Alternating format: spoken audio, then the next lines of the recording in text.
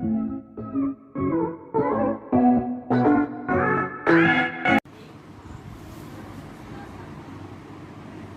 बच्चों, कल की क्लास में हमने मोटापा पढ़ा था। आज हम अल्प भार पढ़ेंगे। अल्प भार यानी अंडरवेट, दुबलापन। मोटापा जहाँ विकसित राष्ट्रों की कुपोषण संबंधी समस्या है, वहीं अल्प भार भी दुबलापन अविकसित तथा विकासशील देशों की बहुत बड़ी समस्या है। अल्प का मतलब होता है व्यक्ति के आयु के अनुसार वजन कम होना। आयु के अनुसार वजन कम होना वो क्या कहलाता है? अल्पोषण कहलाता है। सामान्य वजन का वजन कम होना।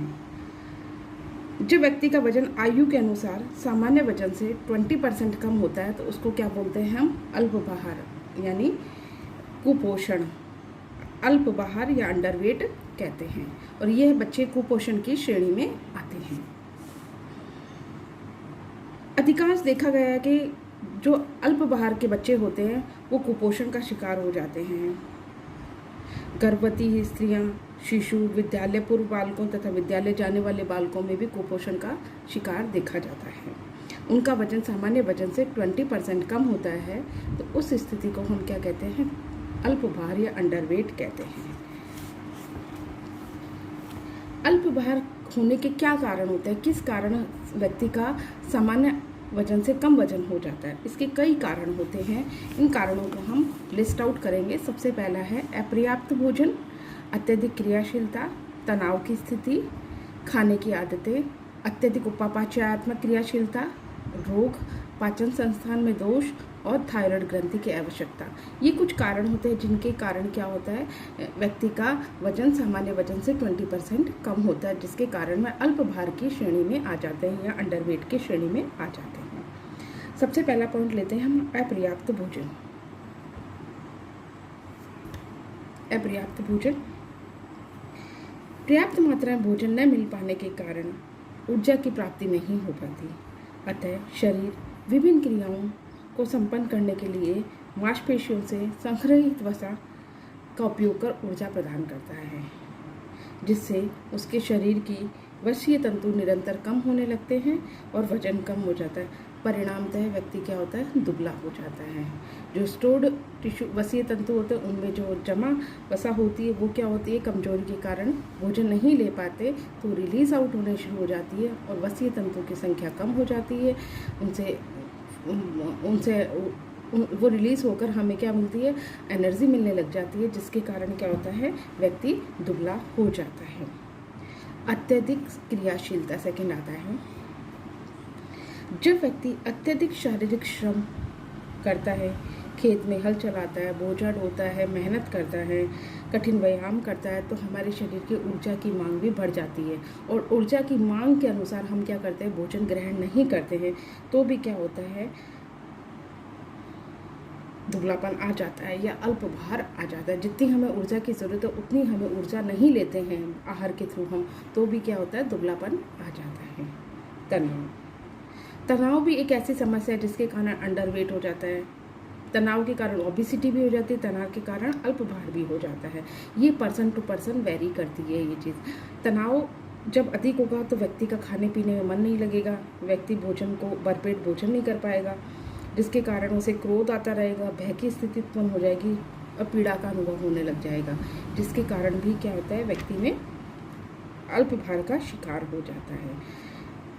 नेक्स्ट आता है हमारा खाने की आदतें। कई लोग जो समय पर भोजन नहीं करते, सुबह ब्रेकफास्ट नहीं करते, दोपहर को लंच ले लेते हैं, शाम को डिनर नहीं करते, या शाम को डिनर करते हैं तो ब्रेकफास्ट नहीं लेते, लंच नहीं लेते, भोजन को स्किप कर देते हैं, जिसके कारण भी क्या होता है? खाने की आदतों के कारण भी शरीर में क्या होता है? अल्पभार की स्थिति उत्पन्न हो जाती है, क्योंकि वह भरपेट भोजन नहीं कर पाते। जितनी शरीर की ज़रूरत होती है, जितनी शरीर की मांग होती है, उतना भोजन वह शरीर को नहीं दे पाते, जिसके कारण भी क्या होता है? खाने की ईटिंग हैबिट्स भी, खाने की आदतें भी अल्पभार का एक कारण बन जाती हैं। अत्यधिक उपापचयात्मक क्रियाशीलता, जब मोर मोटाबॉलिक एक्टिविटी, हमारे शरीर में मोटाबॉलिक एक्टिविटी, मेटाबॉलिक एक्टिविटी बढ़ जाती हैं, पचन की क्रिया बढ़ जाती है, कार्बोहाइड्रेट, प्रोटीन, फैट का पाचन बढ़ जाता है, तो भी क्या होता है, हमें एनर्जी की जितनी मांग होती है उतनी हमें ऊर्जा नहीं मिल पाती, भोजन हम नहीं लेते, तो भी क्या होता है, अल्प भार की स्थिति उत्पन्न हो जाती है। भूख, अगर व्यक्ति किसी रोग से ग्रस्त है, किसी बीमारी से ग्रस्त है, तो भी दुबलापन आ जाता है, क्योंकि वही शरीर की जितनी मांग होती है, जितनी न्यूट्रिशन के शरीर को विटामिन, मिनरल्स, प्रोटीन, कार्बोहाइड्रेट वगैरह की ज़रूरत होती है, उतना भोजन बीमार व्यक्ति नहीं कर पाता है, तभी भी क्या होता है, अल्पभार की स्थिति उत्पन्न हो जाती है। जैसे हम कह सकते हैं बुखार हो जाए, डायरिया हो जाए, एनीमिया हो जाए, क्षय रोग हो जाए, ऐसी अवस्थाओं में ऊर्जा की मांग बढ़ जाती है शरीर के अंदर, परंतु भूख लगती नहीं है, तो जिसके कारण क्या होता है, शरीर का वजन घट जाता है।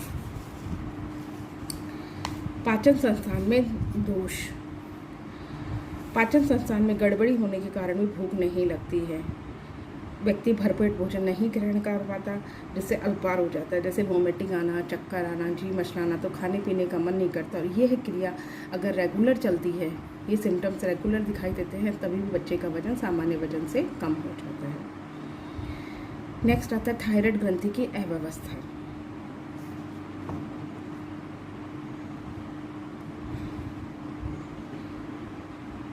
थायराइड ग्रंथि से निकलने वाले थायरॉक्सिन हार्मोन के कारण भी, अगर थायरॉक्सिन हार्मोन का सिक्रीशन बढ़ जाता है शरीर के अंदर, तो भी क्या होता है, दुबलापन आ जाता है। इसलिए थायराइड ग्रंथि की दवाइयों का सेवन टाइम टू टाइम करना चाहिए।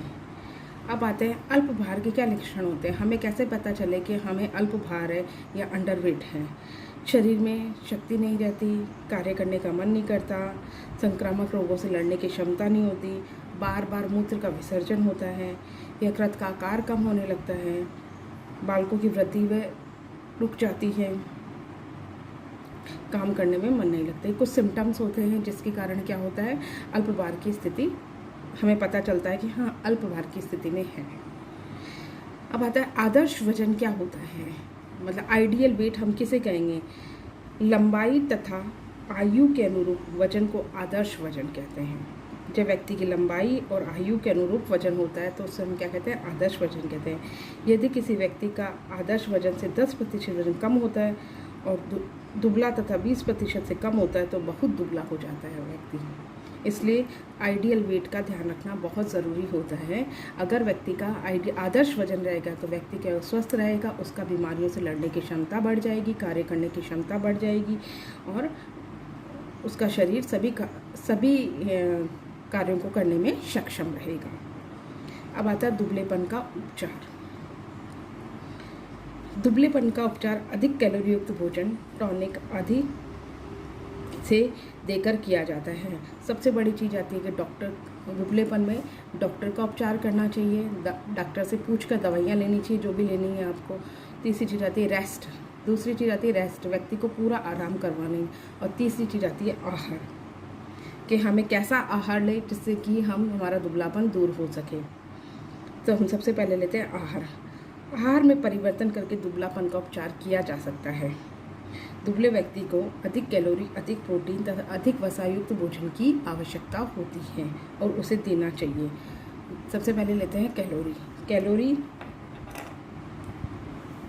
सबसे पहले आता है कैलोरी की मांग सामान्य व्यक्ति की मांग से 500 किलो कैलोरी तक बढ़ जाती है। मतलब आहार में परिवर्तन करके दुबलापन का उपचार किया जा सकता है। दुर्बल व्यक्ति का आहार अधिक कैलोरी युक्त होना चाहिए, अधिक वसा और अधिक प्रोटीन युक्त होना चाहिए। वजन बढ़ाने के लिए आवश्यकता से अधिक कैलोरी की ज़रूरत होती है। दुबले व्यक्ति को प्रतिदिन 500 किलो कैलोरी आहार में अधिक दिए जाने चाहिए। मतलब एक दिन के अंदर उसे सामान्य वजन के व्यक्ति से 500 किलो कैलोरी अधिक देनी चाहिए भोजन के अंदर, और यह एक सप्ताह तक ये रूटीन रखना चाहिए। फिर उसका वज़न करना चाहिए। अगर व्यक्ति का वजन में फ़र्क आता है, इसका मतलब उसको कैलोरी की अधिक मांग थी, तो उसकी डाइट के अंदर धीरे धीरे कैलोरी बढ़ाई जानी चाहिए। यकायक कैलोरी की मांग को नहीं बढ़ाना चाहिए, क्योंकि पाचन संस्थान में गड़बड़ियाँ उत्पन्न हो जाती हैं। सेकंड आता है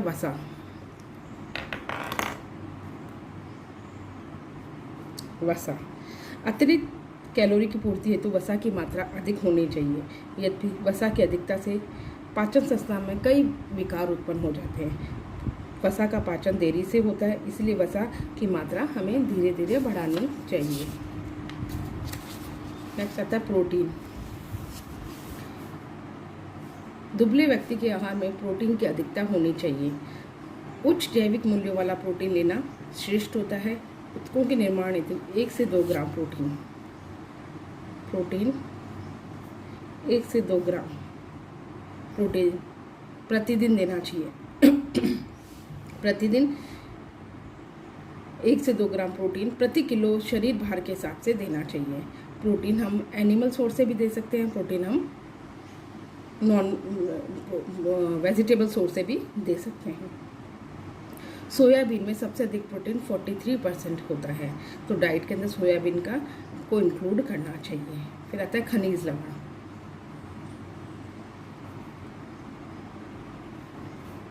दुबले व्यक्तियों के शरीर में अधिक खनिज लवणों की कमी पाई जाती है। उच्च प्रोटीन युक्त और कैलोरी युक्त आहार से कैलोरी अधिक लेने से और उच्च प्रोटीन युक्त आहार लेने से खनिज लवणों की पूर्ति हो जाती है। अतः अधिक मात्रा में खनिज लवण देने की आवश्यकता नहीं पड़ती। नेक्स्ट सेकंड पॉइंट आता है। फर्स्ट पॉइंट था हमारा आहार के ये सब पॉइंट थे। सेकंड पॉइंट आता है हमारा टॉनिक। आजकल बाजार में दुबलापन दूर करने के लिए कई तरह के टॉनिक व दवाइयाँ उपलब्ध हैं, लेकिन इन दवाइयों का सेवन हमें डॉक्टर की सलाह लेकर ही करना चाहिए। थर्ड पॉइंट आता है हमारा हाइपोग्लाइसेमिक ड्रग। हाइपोग्लाइसेमिक दवाइयाँ। इंसुलिन रक्त में उपस्थित ग्लूकोज की मात्रा को कम करता है, साथ ही अमाशय।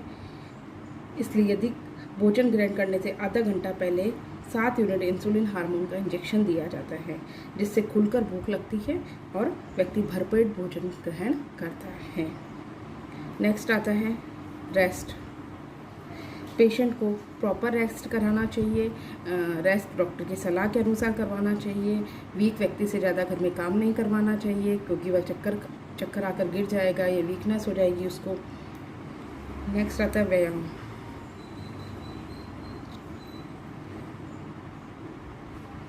जो पतला व्यक्ति होता है उसे नियमित पाचन संस्थान को सक्रिय बनाए रखने के लिए नियमित व्यायाम करना चाहिए। लेकिन व्यायाम जो है वह उसकी बॉडी को ध्यान में रखकर ही करना चाहिए। जितनी उसकी बॉडी अडेप्ट कर सके व्यायाम को, उतना ही व्यायाम उनको करना चाहिए। नेक्स्ट आता है तरल पदार्थ। लास्ट पॉइंट है ये हमारा। दुबले व्यक्तियों के भोजन में वृद्धि हेतु 2 आहारों के बीच में तरल पदार्थ का भी यूज़ करना चाहिए।